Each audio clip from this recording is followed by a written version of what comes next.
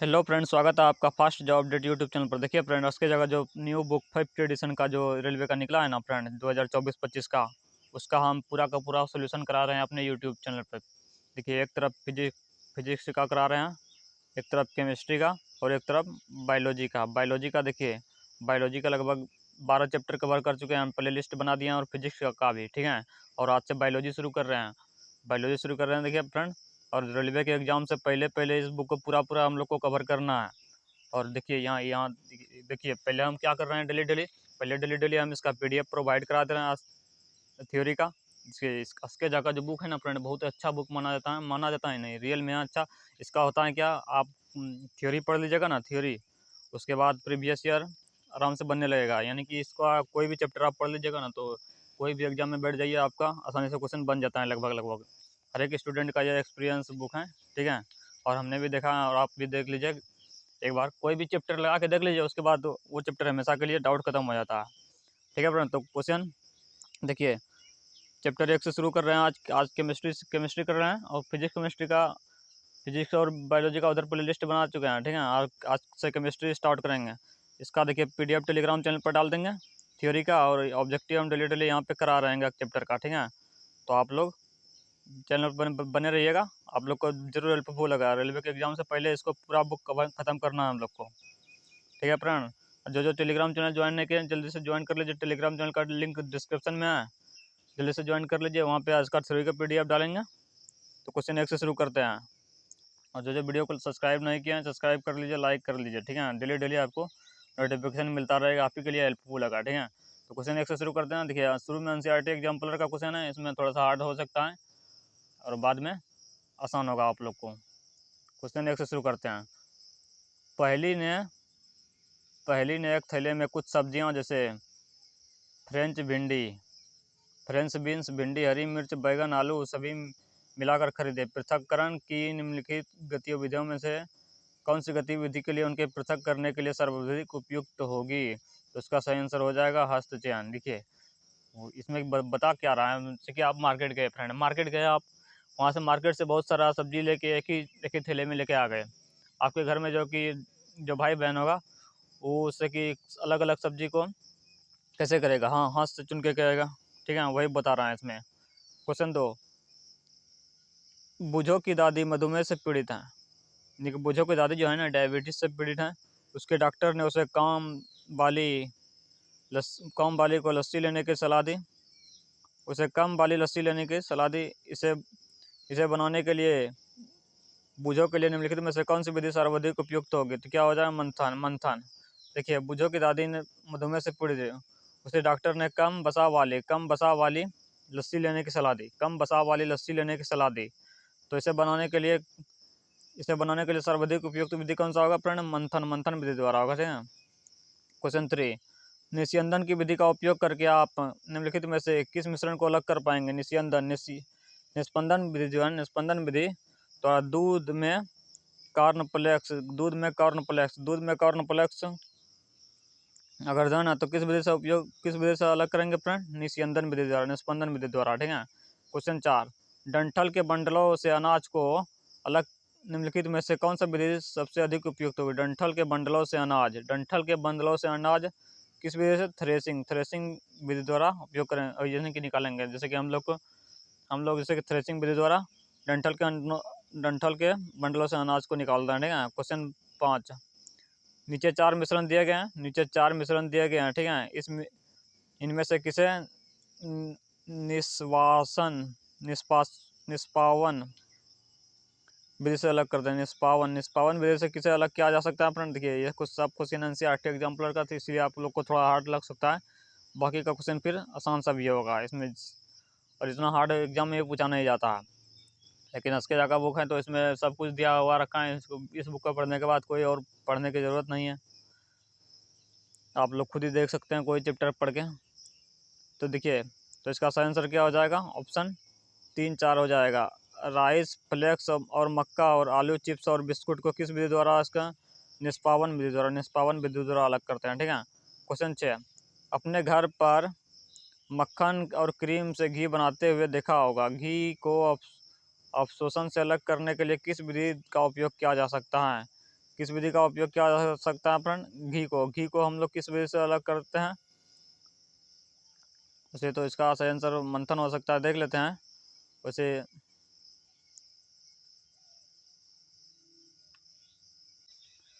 ऊपर हम लोग ने किस क्या पढ़े थे? ऊपर वसा को अलग करने के लिए मंथन विधि द्वारा, लेकिन कि यहाँ पे क्या लिखा है फ्रेंड? मक्खन और क्रीम को निस्तारण और निस्पंदन विधि द्वारा। निस्तारण और दोनों नो से याद है, ठीक है, नो से ये भी निस्तारण और निस्तारण और निस्पंदन।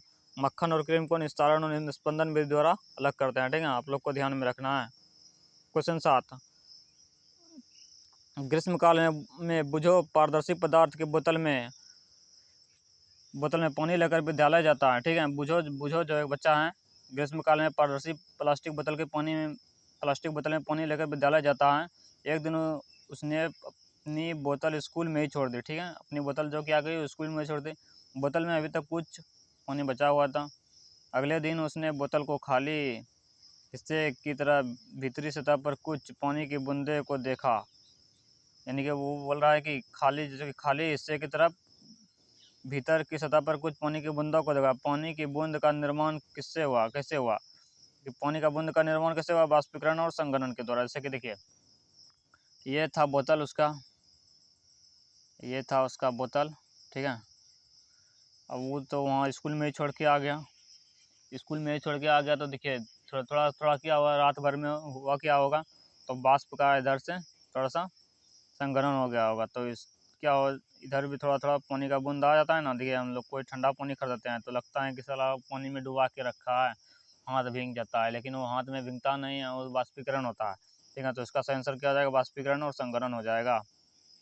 क्वेश्चन 8, पहली ने बूझो को एक गिलास पानी मांगा, उसने एक गिलास बर्फ का ठंडा पानी दिया। पहली ने गिलास की बाहरी सतह पर पानी की कुछ बूंदों को देखा और बूंदों से पूछा कि पानी की बूंदों का निर्माण कैसे हुआ? निम्नलिखित में से कौन सा बूझो का उत्तर होना चाहिए? तो कौन सा बूझो का? वायुमंडलीय जलवाष्प का संघनन। सेम क्वेश्चन था ऊपर और नीचे का, ठीक है फ्रेंड। क्वेश्चन 9, मोमबत्ती जलते समय पहली ने निम्नलिखित परिवर्तनों का उपयोग देखा। मोमबत्ती जलते समय पहली ने कौन कौन सा परिवर्तन का उपयोग देखा? तो इसका सही आंसर हो जाएगा 1 और 4। 1 और 4 में क्या है? मोम पिघल रहा था, ठीक है, मोम पिघल रहा था, पिघला हुआ मोम जल रहा था। पहले मोम क्या करता है? पिघलता है। पहले मोम पिघलता है, उसके बाद जलता है। देखिए आप लोग को पूछेगा मोम का पिघलना कौन सा परिवर्तन है, तो मोम का पिघलना भौतिक परिवर्तन है। जो मोम पिघल गया उसको फिर से मोम बना सकते हैं, ठीक है फ्रेंड। मोम का जलना और रासायनिक परिवर्तन होगा, पिघलना हो जाएगा भौतिक परिवर्तन। ये क्वेश्चन बहुत आता है एग्जाम में और कन्फ्यूजिंग होता है, विद्यार्थी सब रासायनिक परिवर्तन मार देता है, गलत हो जाता है। क्वेश्चन 10, चपाती की बोतलों और चपाती को सेकने का ये सेकना, ये कौन सा परिवर्तन है? चपाती को बेलना और चपाती को सेकना, कौन सा परिवर्तन है फ्रेंड? तो ये परिवर्तन है उल्टा किया जा सकता है और उल्टा नहीं किया जा सकता है। इसका सही आंसर हो जाएगा उल्टा किया जा सकता है, उल्टा नहीं किया जा सकता है। चपाती को बेलना और चपाती को सेकना परिवर्तन है, उल्टा किया जा सकता है, उल्टा नहीं किया जा सकता। क्वेश्चन 11, दूध को दही में बदलने के लिए कौन सी विधि का उपयोग किया जाता है? दूध को दही में बदलने के लिए कौन सा विधि का उपयोग किया जाता है फ्रेंड? तो इसका सही आंसर क्या हो जाएगा? देख लेते हैं। इसका सही आंसर हो जाएगा ऑप्शन सी। ऑप्शन सी में क्या है? 1, 3 और 4। 1, 3, 4 में देख लेते हैं क्या है। 1, 3, 4 में क्या है? 1 है, 3 है और 4 है। दूध को दही में बदलने के लिए अब देखते लें, इसकी अवस्था तरल से अर्धठोस में बदल जाती है, इसकी अवस्था तरल से अर्धठोस में बदल जाती हैं। यह स्वाद बदल देता है, ठीक है, परिवर्तन को पूर्ववर्ती नहीं किया जा सकता है, यानी कि ये रासायनिक परिवर्तन एक तरह से हो गया, ठीक है। तो आप लोग को ध्यान में रखना है। क्वेश्चन 12, 1 ग्राम कॉपर सल्फेट में तनु सल्फ्यूरिक एसिड की 2 बूंदें मिलाई गई और फिर इसे घुलाने के लिए थोड़ी सी मात्रा में गर्म पानी डाला गया। चरण 1 में ठंडा होने पर सुंदर नीले रंग का क्रिस्टल अलग हो गए। चरण 1 और चरण 2 क्या होगा? तो इसका दोनों रासायनिक परिवर्तन होगा, ठीक है। तो दोनों क्या हो जाएगा? चरण 1 और चरण 2 रासायनिक परिवर्तन होगा। क्वेश्चन 13, निम्नलिखित में से कौन सा रासायनिक परिवर्तन विशेषता नहीं है? कौन सा रासायनिक परिवर्तन विशेषता नहीं है? रंग में परिवर्तन जो है रासायनिक परिवर्तनों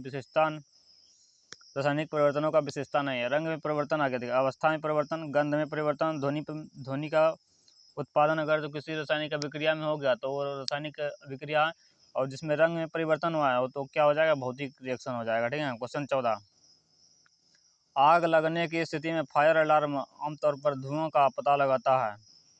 इस तरह के अलार्म को कमरे पर कहाँ रखा जाना चाहिए, तो कहाँ, छत पर रखा जाना चाहिए। छत पर रखने से क्या होता है, हर जगह आवाज़ चला जाता है। ठीक है। क्वेश्चन 15, जल चक्र में निम्नलिखित में से कौन सा शामिल नहीं है। जल चक्र में क्या शामिल नहीं है, वर्षा जल का संचयन। वर्षा जल का संचयन शामिल नहीं है।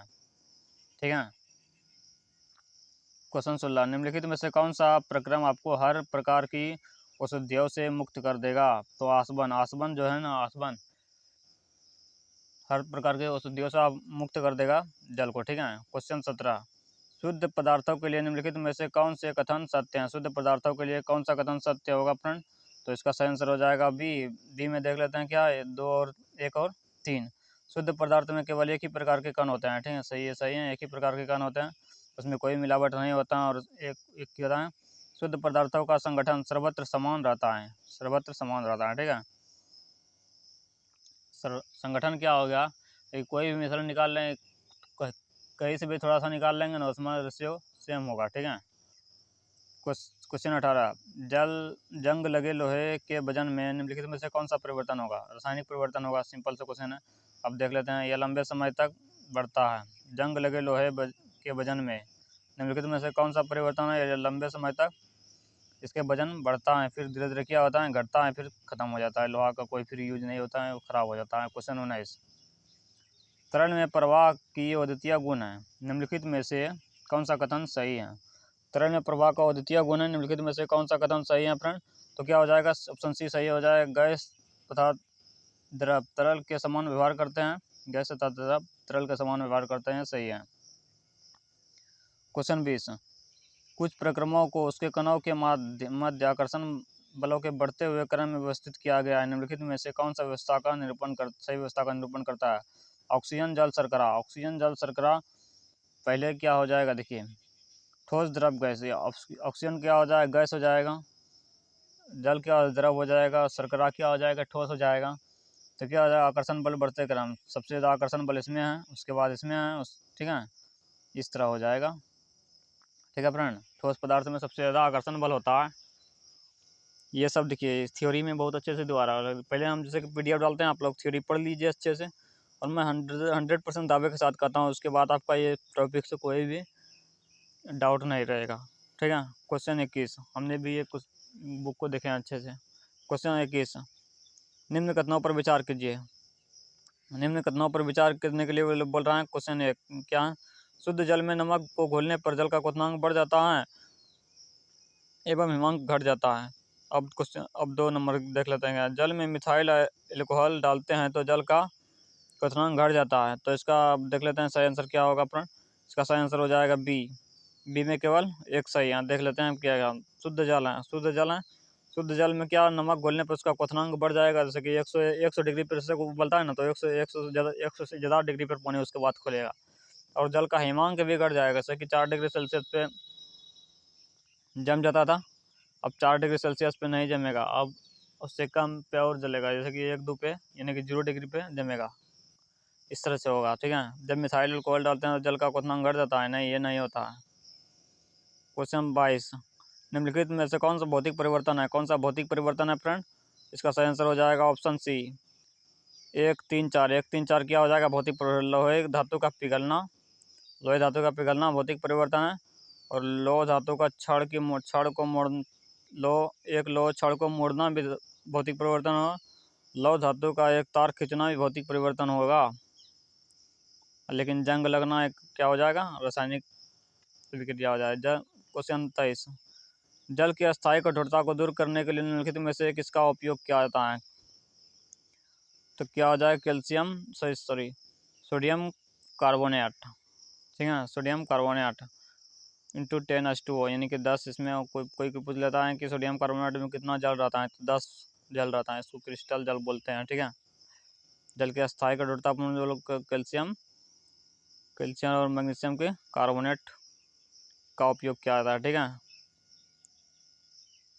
क्वेश्चन 24, सोडियम लोहे से बनी वस्तु में जंग लगने को क्या कहता है, लोहे से बनी वस्तु में जंग लगने को क्या कहता है फ्रेंड, संचारण तथा यह एक रासायनिक परिवर्तन है। संचारण तथा यह एक रासायनिक परिवर्तन है। देखिए रेलवे जेईई में पूछा गया एनसीईआरटी एग्जाम्पलर से सीधे सीधी क्वेश्चन उठा के, इसीलिए इसके ज़्यादातर उसमें क्या कर रहे हैं, एनसीईआरटी एग्जाम्पलर का भी क्वेश्चन दे रहा है। क्वेश्चन 25, सल्फर तथा कार्बन डाइऑक्साइड का एक मिश्रण। सल्फर तथा कार्बन डाइऑक्साइड का मिश्रण कौन सा है? समांगी तथा टिंडल प्रभाव यह प्रदर्शित नहीं करता है। क्वेश्चन 26, निम्नलिखित अभिक्रिया के दौरान दो पदार्थ ए और बी अभिक्रिया कर तीसरा रिएक्शन बनाता है। देखिए यहाँ पे 2A है और B है, तो क्या किस तरह से लिखेंगे इसको? 2AB लिखेंगे, ठीक है। तो निम्नलिखित में से इस अभिक्रिया के संदर्भ में कौन सा सही है? उत्पाद होता है कि रासायनिक अभिक्रिया के बाद जो बनता है। A2 और B है पदार्थ, A और B के गुण प्रदर्शित करता है। अब देख लेते क्या क्या इसका सही आंसर हो जाएगा। ऑप्शन सी इसका सही है। अब देख लेते हैं, जो अभिकारक हैं ये और ये इससे बना होता है तो उसका गुण प्रदर्शित करेगा, इसलिए एक सही है। अब 3 में देख लेते हैं क्या सही है। इस प्रकार बना एक यौगिक के रूप में वर्गीकृत नहीं किया इसे एक इस प्रकार बना उत्पाद जो है यौगिक के रूप में वर्गीकृत नहीं किया जा सकता है। यौगिक होगा लेकिन देखिए अब ये भी है तो ये फार्मूला की तरह काम करेगा ना, तो और इस जगह पे H2O आता तो ये यौगिक के रूप में काम करता है, लेकिन यहाँ पे क्या है A2B है, ठीक है। तो इसीलिए यह यौगिक के रूप में काम नहीं करेगा और इस प्रकार बना उत्पाद एक तत्व है। इस प्रकार बना उत्पाद एक तत्व है, इसका सही आंसर हो जाएगा। क्वेश्चन 27, आयोडीन एक टेक्सचर प्रतिरोधी गुण रखता है। आयोडीन एक टेक्सचर प्रतिरोधी गुण रखता है। यह विलयन निम्नलिखित में से किसके घोलने पर बनता है? तो इसका सही आंसर हो जाएगा एल्कोहल में आयोडीन घोलने पर होता है, ठीक है। क्वेश्चन 28, भौतिक अवस्था में परिवर्तन लाया जा सकता है। भौतिक अवस्था में परिवर्तन लाया जा सकता है किसके द्वारा फ्रेंड? इसका सही आंसर हो जाएगा सी, जब तंत्र को ऊर्जा दी जाती है या ली जाती है, ठीक है। जब तंत्र को ऊर्जा दी जाती है या ली जाती है। क्वेश्चन 29, निम्नलिखित में से किसने रासायनिक संयोजन के दो महत्वपूर्ण नियमों का स्थापित करके रासायनिक विज्ञान की नींव रखी थी? तो इसका सही आंसर क्या आ जाएगा? एंटोनी वॉन लेवोइसियर हो जाएगा। क्वेश्चन 30, निम्नलिखित में से कौन सा कथन सत्य है? निम्नलिखित में से कौन सा कथन सत्य है? अब देख ले, एक रासायनिक समीकरण में अभिकारकों और उत्पादों के सभी तत्वों की परमाणु संख्या समान होती हैं। अभिकारकों और उत्पादों में एक संतुलित रासायनिक समीकरण बोल रहा है। संतुलित रासायनिक समीकरण यानी कि यहाँ से इस तरह से कि अभी वहाँ तक क्या था, A2 + B, यह क्या हो जाएगा?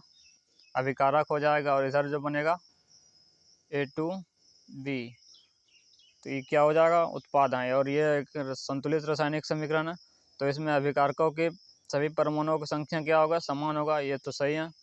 एक को संतुलित रासायनिक समीकरणों में अभिकारकों की उत्पादों की संख्या वो समान होती हैं, सही है। और ये दोनों सही हैं, ठीक है। अब तो देख लेते हैं इसमें क्या है। अब देख लेते हैं, यहाँ भी लिख दिया है दोनों सत्य हैं, ठीक है फ्रेंड। क्वेश्चन 31, आपको वीडियो कैसा लग रहा है फ्रेंड? चैनल को सब्सक्राइब जरूर कीजिएगा, ठीक है। और आप लोग चैनल पर बने रहे, आप लोग को जरूर हेल्पफुल होगा एग्जाम में। क्वेश्चन 31, निम्नलिखित में से कौन सा कथन गलत है? कौन सा कथन गलत है? आप देखिए एक कथन गलत है। अब सही कौन सा है? ठोस का आयतन निश्चित होता है, सही बात है।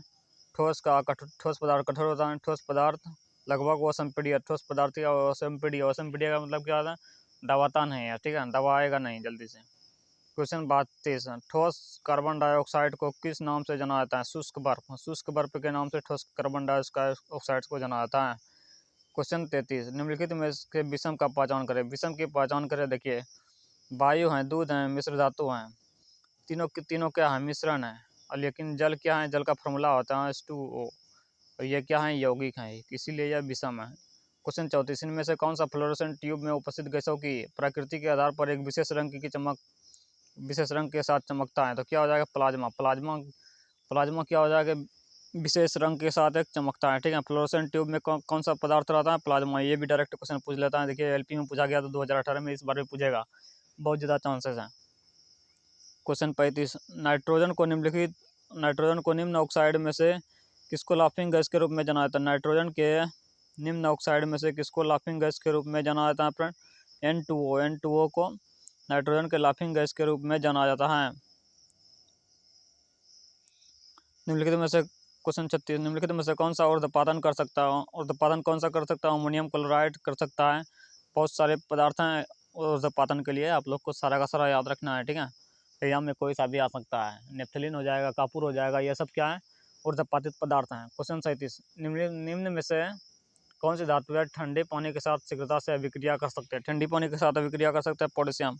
अभिक्रियाशील श्रेणी आप लोग में पढ़े ना, पहले पोटेशियम हो जाएगा, उसके बाद कैल्शियम हो जाएगा, उसके बाद सोडियम हो जाएगा, उसके बाद पहले पोटेशियम, उसके बाद यहाँ पे कैल्शियम हो जाएगा, उसके बाद मैग्नीशियम हो जाएगा, फिर एल्युमिनियम हो जाएगा, फिर जिंक हो जाएगा। इस तरह से आपको अभिक्रियाशील श्रेणी को याद रखना है, ठीक है। क्वेश्चन 38, निम्न में से कौन सा विद्युत का चालन कर सकता है? विद्युत का चालन कौन सकता है? Sodium chloride. सोडियम क्लोराइड क्या होता है? NaCl। NaCl क्या कर सकता है? विद्युत का चालन कर सकता है। क्वेश्चन 39, इनमें से कौन सा रासायनिक परिवर्तन है? मक्खन का खट्टा होना, मक्खन का खट्टा होना रासायनिक परिवर्तन है। सीधी सीधी 1 नंबर सही हो जाएगा। क्वेश्चन 39 का 1 नंबर सही हो जाएगा, रासायनिक परिवर्तन। बाकी सारा का सारा क्या है? भौतिक परिवर्तन है। क्वेश्चन 40, 12 डिग्री पर जल की भौतिक अवस्था क्या रहा है? 12 डिग्री पर क्या आता है भौतिक अवस्था? जल किस रूप में रहेगा? द्रव के रूप में रहेगा। सिंपल सा क्वेश्चन है। अगर 4 डिग्री आ जाएगा तो क्या हो जाएगा? ठोस के रूप में हो जाएगा। और भाई 100 डिग्री हो जाएगा तो यह वाष्प के रूप में हो जाएगा। क्वेश्चन 41, इनमें से कौन सा परिवर्तन किसी पदार्थ को एक अवस्था से दूसरी अवस्था में परिवर्तित किया जा सकता है? तापमान बदलकर किसी पदार्थ को एक अवस्था से दूसरी अवस्था में परिवर्तित किया जा सकता है। क्वेश्चन 42, ठोस के कणों के संदर्भ में निम्नलिखित में से क्या सही है? ठोस के कणों के संदर्भ में यह व्यवस्थित तरीके से विन्यास होते हैं, ठीक है। यह व्यवस्थित तरीके से क्या होता है? विन्यास होते हैं। अम्लीय वर्षा किसके कारण होते हैं? अम्लीय वर्षा किसके कारण होते हैं फ्रेंड?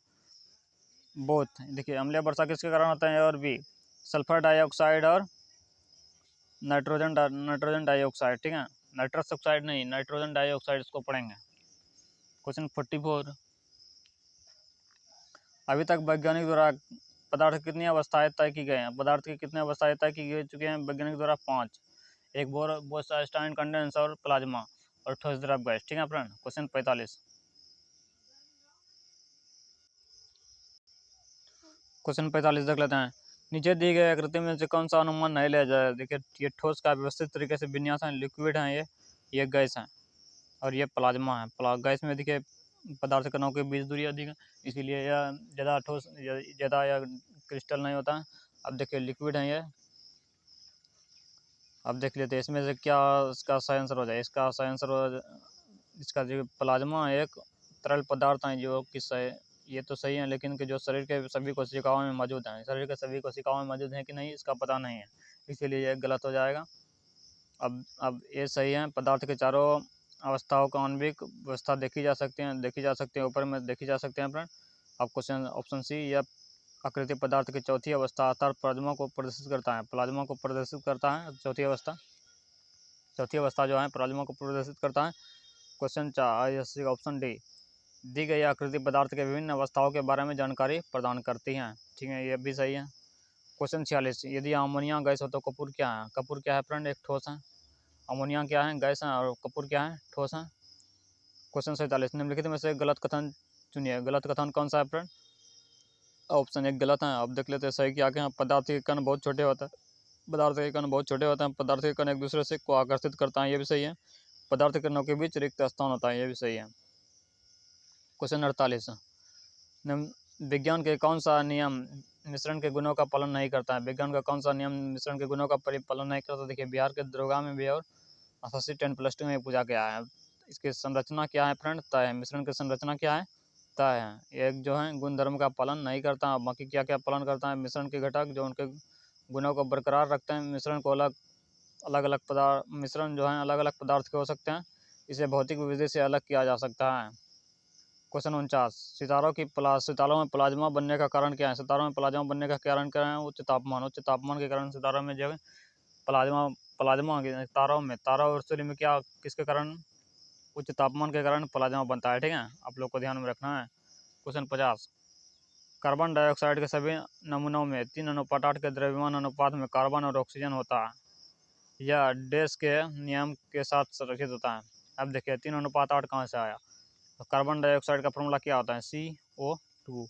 कार्बन के परमाणु संख्या कितना होता है, 6।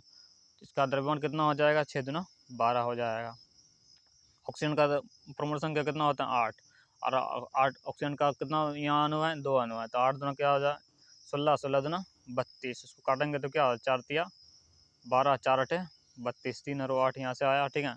और जो है ये लगातार समानुपात नियम में के साथ संबंधित हैं, ठीक है। लगातार समानुपात के नियम के साथ संबंधित हैं। क्वेश्चन 51, निम्नलिखित में से कौन सा कारक वाष्पीकरण की दर को कम करता है। कौन सा कारक वाष्पीकरण की दर को कम करता है, नमी। नमी जो होता है ना फ्रेंड, वाष्पीकरण की दर को क्या करता है, कम करता है।